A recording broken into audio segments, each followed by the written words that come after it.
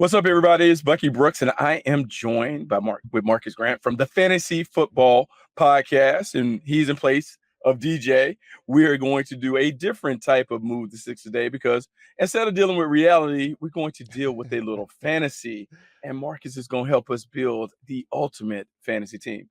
Marcus, what's going on? Feeling good, man. We got the last couple weeks before that people start putting on pads and hitting a little bit. So just trying to enjoy what little bit of off season we all got left. Yeah, a little bit of off season, and I know you, as a devoted Trojan, you're probably celebrating and rushing to get your Bronny James order in to get the jersey, so you can make sure you go to the Lakers' first game in full effect and represent another great Trojan. But speaking of Trojans, I mean, look, man, when you think about the USC and the Trojan position, we always think about quarterbacks, and so when we Mhm. start fantasy, we got to start with the quarterbacks. Like, who are you vibing on this year at the quarterback position? Well, I think right now, look, the elites are still the elites, right? The guys at the top: Josh Allen, Jalen Hurts, Lamar Jackson, Patrick Mahomes. Those are the guys still at the top. The problem with those guys is you got to go early. You've got to spend maybe a draft pick in the second or third round if you're going to get one of those guys. That isn't tends to be how I move. I don't mind these second tier guys, right? Anthony Richardson, CJ Stroud. You can get a couple of rounds later. If you want to wait even later than that, there are some guys out there. Jordan Love, who you can probably draft somewhere around the ninth or 10th round. That's a really good option for you. Jaden Daniels, Brock Purdy, even Joe Burrow has slipped a little bit. I think just because of the injury concerns the last couple of years, Joe Burrow has kind of fallen where he's now in the eighth or ninth round, something like that. So I still tend to believe that if you want to wait till the middle part of your draft, you can find yourself a quality quarterback that, yeah, it's not going to give you like video game numbers every week like Josh Allen would, but they will give you good enough numbers on a week to week basis that your team should compete and you have a chance to win. Okay, so when I hear that, everyone knows the usual suspects, the guys who are normally the prolific point scorers. So we understand how Josh Allen's able to get down because he's a dual threat. We think about Lamar Jackson, two-time MVP, being able to put it together. But man, they're all on these young quarterbacks, right? Mm-hmm. And so I'm just curious because right out the gate I got to talk to you about Anthony Richardson, right? I Yeah. don't know if I've ever heard a more hyped quarterback than Richardson, who has only played 4 games. He was injured in a couple of those games that he played in. But look, man, outsiders are all on him and what he's going to do for the Indianapolis Colts, not only in real football, but in fantasy. He appears to have a lot of buzz around his name. Absolutely, because the thing we love in fantasy are quarterbacks who can run with the football, because it's sort of a cheat code, right? Because you're going to get some decent passing yards, and even look at even for Richardson, right, who we know is not a developed passer yet, he's still very much working on that part of his game. The fact that he ran so effectively, he scored a bunch of rushing. Before Jonathan Taylor came back, Anthony Richardson was basically the goal line back there in Indianapolis. And so everybody is sort of looking for that and hoping at the same time he gets better and more developed as a passer, which gives you those extra yards. But I mean, I go back to a couple years ago, Justin Fields, and we're still not sure if he's actually a good NFL quarterback, but Justin Fields has always been a very good fantasy quarterback for some of those same reasons. So yeah, the Anthony Richardson hype is strong. Throw in the fact that he came back and he said he put on some extra muscle. He looks bigger. Yeah. That got everybody really really hyped. So yeah, there have been just battles. I mean, Anthony Richardson, his draft position keeps going up and up and up. Right now, he is probably in the fifth round somewhere, and people are legitimately scheming to get Anthony Richardson right now. Yeah, it is an amazing phenomenon to kind of see the buzz around his name. And so we talk about like a young quarterback being hyped up. I got to go right from Anthony Richardson to maybe the most hyped quarterback prospect that we've talked about in some time, and that's your fellow USC Trojan Caleb Williams. What are the expectations in the fantasy world for the number one overall pick? So I think for Caleb Williams, people are looking at him. I think if he settles in at the end of the year, somewhere around quarterback 12 or 13, I think that's about what expectations are for him. It's weird because for me, if you're playing dynasty football, right, where you draft a team and that is your team and you keep those players year over year, Caleb is the number one quarterback in dynasty football right now. But if we're talking about just your standard fantasy leagues where you redraft a team every single year, I actually like Jaden Daniels a little bit more. I think Mm. with I think with Caleb, like I'm expecting having a good year. I am sort of cautious because everybody's immediately saying, well, he's going to be the first Bears quarterback to throw for 4,000 yards and he's going to set all these Bears records. And I think that could happen. I don't know that it happens necessarily in year one with Caleb, right? And so I hesitate to kind of put those expectations on him. But if you want a rookie that you can start in fantasy in year one, I think Jaden Daniels is probably more of that. The ceilings might maybe not as high, but I think he's more ready to produce right now. Yeah, it's funny because with Jaden Daniels, you're getting what you talk about everyone wants in a fantasy quarterback, and that's the rushing yards. Hmm. Jaden Daniels, talk about kind of like an even slimmer version of Lamar Jackson potentially when he enters the league. That's really appealing. And when you hear Dan Quinn talk about him, they talk about how he's already got the playbook down and how he's doing it. Um, it's really interesting, a really interesting player to discuss. Another player to discuss, and he's not necessarily the dual threat, but there's a lot of buzz about the Chargers. And so everyone is wondering how Jim Harbaugh is going to impact Justin Herbert as a fantasy football quarterback. Yeah, it's funny because I think people have sort of when they first hired Harbaugh and then they bring in Greg Roman and they draft Joe Alt and they bring in Gus Edwards and J.K. Dobbins. Everybody's like, well, it must be over for Justin Herbert that they're going to run the ball a million times and Justin Herbert's not going to throw it ever. But I think people have started to sort of level out a little bit. That being said, you can still get Justin Herbert way off of where he used to go. I mean, this is a guy that used to be drafted in the sixth, seventh Mhm. round. Now you're talking about the 10th round or so, maybe even the 11th round for Justin Herbert. But I think people have started to realize that, yeah, okay, maybe they run it more than they have in the past, but they're not going to abandon throwing the football because financially, this team still has a lot tied up in Justin Herbert. And yeah, they did lose Keenan Allen. They lost Mike Williams. They drafted Lad McConkey, so they still do have a Mhm. desire to throw the football a little bit. It just may look a little bit different. Now, there is some buzz that maybe because Greg Roman is there, they use Herbert in the running game a little bit more. They have a few more designed runs for him. I will wait to see on that. The jury is out for me on that one. I don't think you're gonna put your franchise quarterback in harm's way that many more times. And look, he's not. It's not like when Greg Roman had Lamar Jackson. It's not like when he had Alex Smith or Colin Yeah. Kaepernick or anybody like that. Justin Herbert's not that dude. So that part I'm still skeptical on. But I am starting to come around to the idea that maybe, just maybe, Jim Harbaugh's not going to take this back to 1933 and run the ball, 60, 50, 65 times a game. No, no, no. I mean, like, I think it'd be a bit of a throwback. I don't think it'll be that much. I would anticipate this team looking like those old Stanford teams when he had Hmm. Andrew Luck and those guys. And they ran it. They would throw it some, but it's still about a physical run game and kind of being able to set up some play action passes and those things. Now, I got to wrap up the quarterbacks. And if I'm gonna wrap up the quarterbacks, I can't leave out the four-time MVP, the guy that everyone is hoping can lead the Jets back to prominence. Aaron Rodgers, fantasy value, what you think? He's a guy that right now is going at the very end of drafts. In some cases, probably not drafted at all. And I think for a lot of people, it's just a fear of, well, one, there's always the fear that maybe he goes on another spirit quest to South America or decides to drop everything and run for office. But I think more legitimately, the concern is that he's a 40-year-old guy coming off an Achilles injury behind an offensive line that last year wasn't very good. I mean, I think it's just that is sort of what's baked into it. And because he's past the point of his career where he runs the football. He used to be a very effective runner. He's not that guy anymore. Age has certainly caught up to him there. So because of that, he has to be incredibly efficient throwing the football. I mean, he had that season a couple years ago where he did not throw interceptions, right? He had like the 40, one year he had 48 touchdowns, 5 picks, 37 touchdowns, 4 picks. That's sort of the level of efficiency that he has to have in order to compete with the upper echelon of fantasy quarterbacks.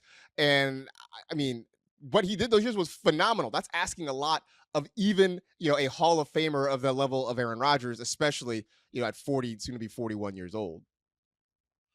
Yeah, no, it's funny because they look the Jets playoff hopes ride or die with Aaron Rodgers and his ability to stay healthy and his ability to continue to play at a high level like he's played at for the majority of his career. But it's just interesting to uh, track it and wonder where people really lean on him when it comes to finally picking him in fantasy because of the injury and those things. Any other quarterback that we're missing? Anybody did miss before we turn the page and go to another position?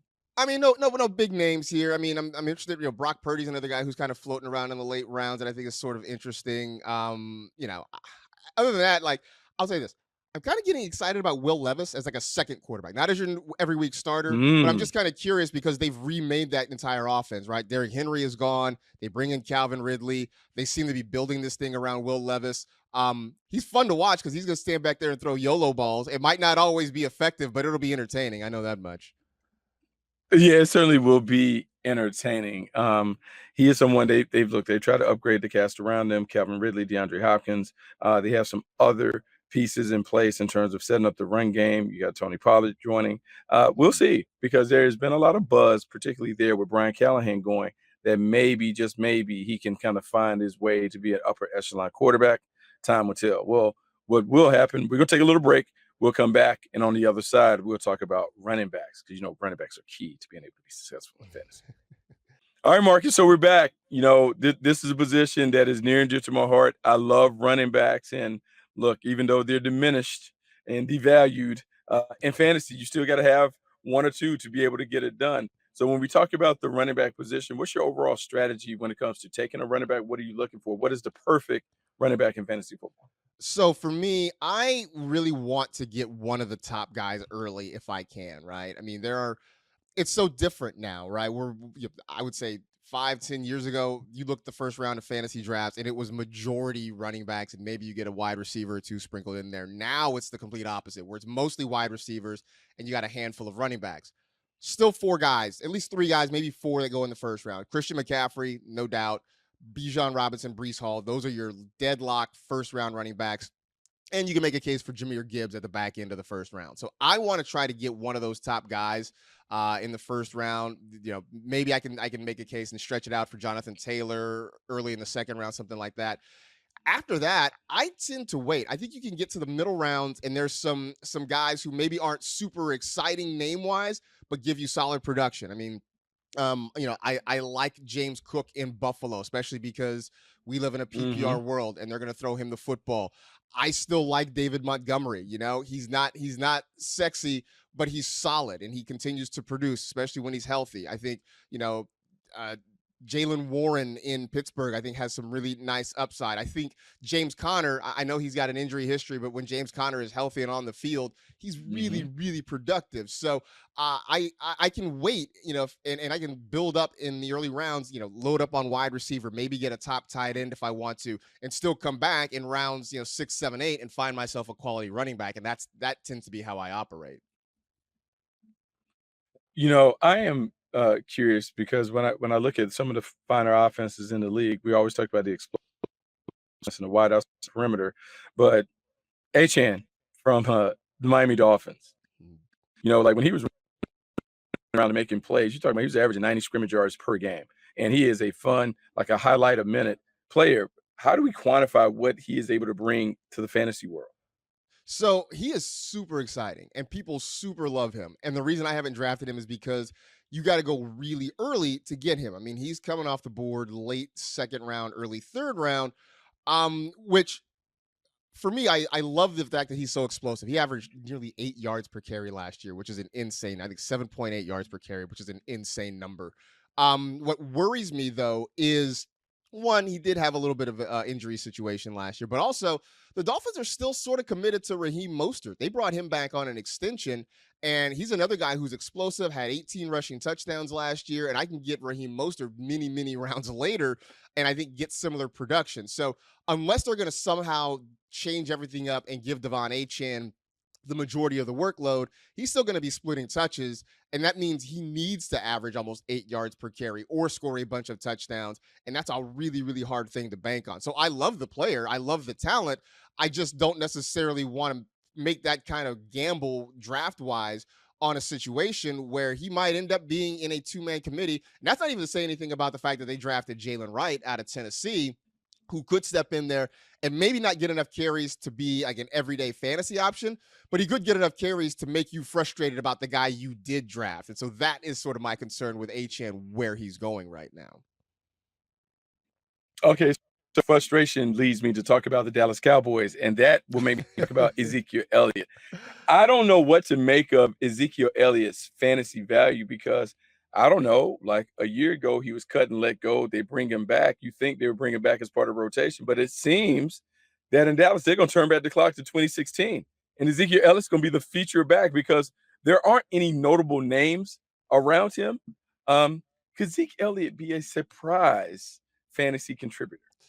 If he is a surprise, it'll surprise me and you both because I'm sort of with you in that like I don't know what to make of that backfield. Where look, chances are, yes, Zeke is going to be the lead in that backfield, but Rico Dowdle is still there, going to get some opportunities. They have Royce Freeman there. Deuce Vaughn may show up every now and then and get some opportunities there.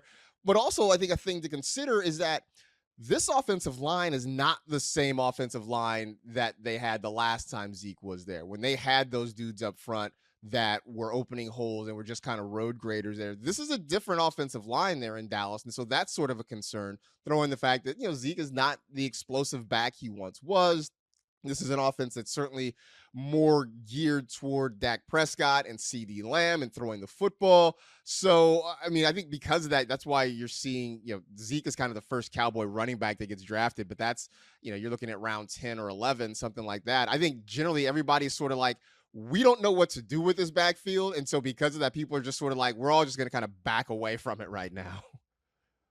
Yeah, no, it's a hard backfield to sort out. It's hard to figure out what to do with them. And as much as I've loved Zeke Elliott for most of his career, I don't know, man. I know he had a little flash at the end of the season with the Patriots, but to go back to Dallas and to reprise that number one role that he lived in for so long, I don't know. I think it's kind of crazy because 2 years ago they were trying to get rid of him, and we were saying that Tony Pollard needed all the carries.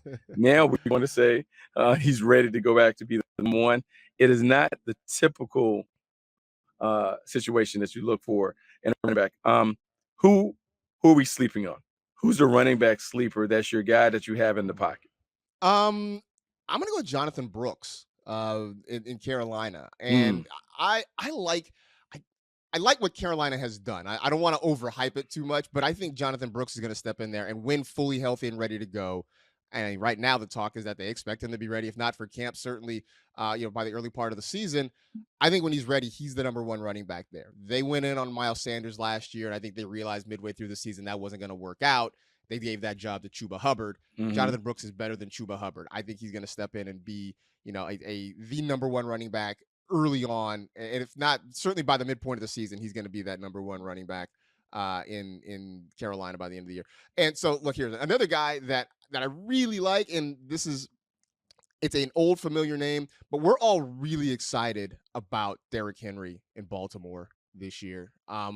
It's it's very rare when everybody in fantasy wishes for a thing to happen and that thing happens. Like we were Mhm. all saying Derrick Henry should go join the Ravens. He'd be perfect for the Ravens. And usually when we all want that, it never happens. This time it happened. So we're super excited about, what he can be in that offense, in that backfield with Lamar Jackson. So throw in the fact that when they get down close, see here's the thing. In Philly, we know they got the tush push. In Buffalo, it's going to be Josh Allen. The Ravens don't use Lamar Jackson near the goal line in a similar fashion. So when they get close, they're just going to turn around and hand it to El Tractorcito. So I know it's not necessarily a sleeper thing, but it's definitely a running back spot that everybody's super fired up about it. I will also caution you that when everybody in fantasy is fired up about something, usually it somehow goes sideways. So I'm crossing my fingers that this is not going to be the case this year. Yeah, no, it's funny in terms of being fired up about fantasy, but the one position that gets everyone fired up. We talk about quarterbacks and we love running backs, but there is nothing more exciting than to talk about your favorite fantasy wide receiver going bananas when you need it down the stretch. Let's talk about who are your top wide receivers. Who are the guys that you're really banking on to have big performances this year? Well, again, this is another one where I think it's great to go get the elites and like the guys at the top. I think that the top three, you can just pull the names out of a hat in any order and nobody's going to argue with you. So it's CD Lamb, it's Tyreek Hill, it's Jamar Chase.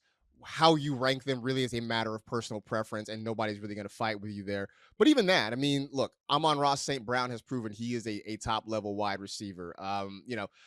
I still think Justin Jefferson, in terms of talent, is a high level guy. I just worry about the quarterback situation. As much as I want in my heart of hearts and my Trojan heart for Sam Darnold to be great. At this point, we've sort of seen this movie. We kind of know how it is, and so I think that's the reason Jefferson's probably going as the fourth or fifth wide receiver, as opposed to being the first wide receiver off the board. But because the position is so deep, um, you can go 2, 3 rounds and find yourself a quality receiver. The other problem, though, is that everybody feels that way. So receivers are flying off the board. So if you don't go out and get Yeah. yourself one, maybe two in the first 4 rounds, you're going to look up and all of a sudden it's going to be really, really thin because everybody is just grabbing them wherever. Yeah, it's so difficult, and look, you don't wanna operate like the Green Bay Packers where you're saying, "Hey, man, we'll just have a random guy become the number 1 receiver for the day." You wanna have someone that is established, but how hard is it to pick, like, in these examples? So, the Philadelphia Eagles, the Miami Dolphins, even to a lesser degree, the Minnesota Vikings, they have number 1 receivers, but that 2nd guy is 1B. Yep. When you're trying to make these decisions where you're saying, "Hey, everyone is zigging Zach to get one." Is there a reasonable conversation that you could have that, hey, AJ Brown, Devontae Smith, maybe I go with Devontae Smith because it's more likely that I can get him in the pecking order. Oh, 100%. And that's the reason I probably have drafted in some of like the early mock drafts and stuff I've done. I've probably drafted Devontae Smith more than AJ Brown just because I can wait a little bit later and get him. I mean, you talk about AJ Brown and Devontae Smith being that way. I think in some respects you can have a similar argument with Puka Nakua and Cooper Cup with the Rams, where Puka's that guy that's going in the late first round. You can get Cooper Cup probably in the third round right now. So you do have those.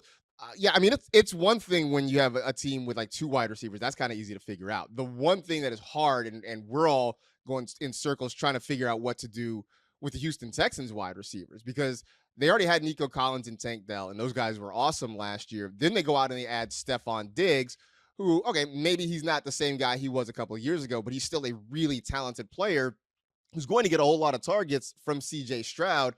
And so we're all trying to figure out, which one is the best option. It's going to be hard to figure that out because there will be weeks that are going to be Collins weeks, they're going to be Tank Dell weeks, they're going to be Stephon Diggs weeks, and we may not be able to predict which one is going to be which. But all three potentially are going to be really, really good all year. But I think on a week to week basis, having a Texans wide receiver is going to be a really big headache for a lot of people. Yeah, no, it's funny. In my time in like playing fantasy football, like I just love having clear lines, like clear Hmm. lines where you know who's the number 1, who's the number 2, who's the number 3. It's very similar, I think, the situation in LA when it comes to the Rams. For as much as we love Puka Nakua, it now gets muddied with Cooper Cup coming back. Hmm. Who does Matthew Stafford see as the number 1? And if you had to decide between the two pass catchers, would you go Cooper Cup? Would you go Puka Nakua? So early on, I was going Cooper Cup just because he was going a couple of rounds later. But I'm starting to pivot to Puka. Really for no rhyme or reason, just because I think he's younger. I mean, I don't think I know he's younger than Cooper Cup is. And I think that maybe sort of factors into it. But I do think in the end, I think they're going to have similar production. At some point you look at Cooper Cup and, he's getting a little bit older. He's over 30. He's had some injuries the last couple of years. So maybe you factor that in a little bit. But again, I think it's a situation where, those are the two guys where the ball is going to be funneled mostly. So I think either way, you're going to be fine with either one of those two guys. All right, so Marcus, so when we think about like a little young wide receiver, we're gonna talk about the rookies in the next episode. But if there was a young wide receiver that you would take a dart on, maybe just like an unheralded name, but is in a really good situation where you think he can probably outplay his draft status. Give me a name. We Everybody's getting really excited about Jamison Williams. Because Mm, for one, this is the first normal offseason he's had in a while, right? I yep. mean, when he got drafted, he was injured. He pretty much missed pretty much all of that first season. He's had suspensions to deal with. But everything coming out of Detroit this offseason says that he is really ready to take that next step, that he's working hard. Dan Campbell is throwing out a lot of praise about him, which, Dan Campbell's not one to just necessarily throw around a ton of praise. So the fact that he's had a lot of great things to say about Jamison Williams has been really exciting.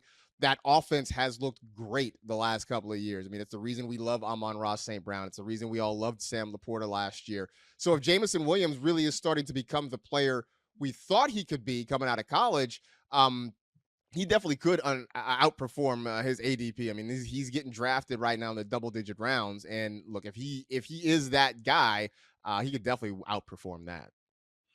Yeah, it's funny because Amara St. Brown is the clear number one, but there's so many intriguing options that they have on that offense. You talked about Jahmyr Gibbs being someone that everyone should have an interest in when it comes to looking at what he can do from a fantasy perspective. You have Jared Goff, who's got the big money, who's throwing the ball all over the yard. Jameson Williams certainly can be a guy that is a productive playmaker. I'm saying that knowing that Sam Laporta is the second option on that squad. Mhm.